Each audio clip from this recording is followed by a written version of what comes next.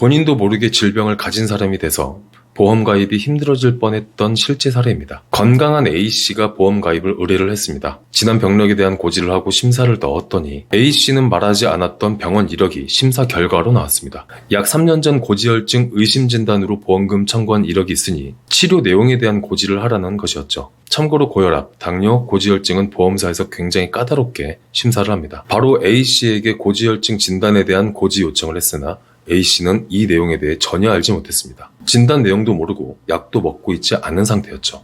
보험사에서는 A씨가 고지혈증 의심으로 피검사까지 진행을 했다고 하였는데 정작 A씨 본인은 피검사한 내용조차 기억을 하지 못하고 있었습니다. 참 이상했죠. 고혈압, 당뇨, 고지혈증은 진단을 받았다면 주기적으로 약을 처방받아야 되기 때문에 기억을 못할 수가 없었습니다. 이상한 느낌을 받아서 그때 당시 보험금 청구에 사용했던 서류를 보험사를 통해 수령을 했습니다. 그리고 A씨와 여러 가지 이야기를 나눈 결과 내용은 다소 충격적이었습니다. A씨는 단순 속쓰림으로 동네 병원을 찾았습니다.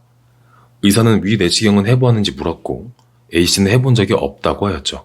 나이가 있는데 한 번도 안 해본 게 말이 되느냐며 위 내시경을 받으라고 하였고 대부분의 환자가 그렇듯 의사가 검사를 해보자고 하니까 당연히 알겠다며 검사를 받게 되었습니다. 하지만 이상한 점은 속쓰림과 상관도 없는 피검사가 추가가 되었고 A씨는 의사가 하자니까 이유가 있겠거니 했겠죠. 단순 속쓰림으로 내원한 환자가 한 번도 받아보지 않았다는 이유로 위 내시경을 받았고 아무 연관도 없는 피검사를 받게 된 것입니다. 여기서 가장 큰 문제는 진료상 한마디 언급도 없었던 고지혈증 진단을 내리면서 피검사를 했다는 것입니다. A씨와 병원에 직접 통화 내용입니다. 검사를 해야 하니까 고지혈증 진단을 내렸다.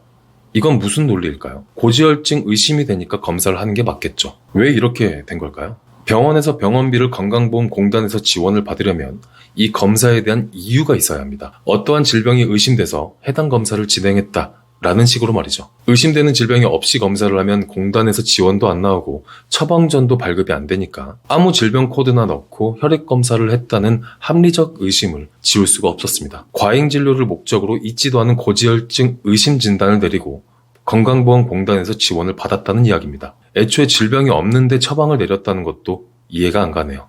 아무것도 모르는 환자는 이 서류 그대로 보험사에 청구를 했는데요. 서류에 진단 코드가 있으니 보험사에서는 이 환자를 유병력자로 등록을 하고 모든 보험사에 공유가 되는 것입니다. 특히나 고혈압, 당뇨, 고지혈증은 의심 진단만 있어도 확정 진단으로 봅니다. 결국 A씨는 단순 역류성 식도염이라는 내용만 듣고 진료가 끝났습니다.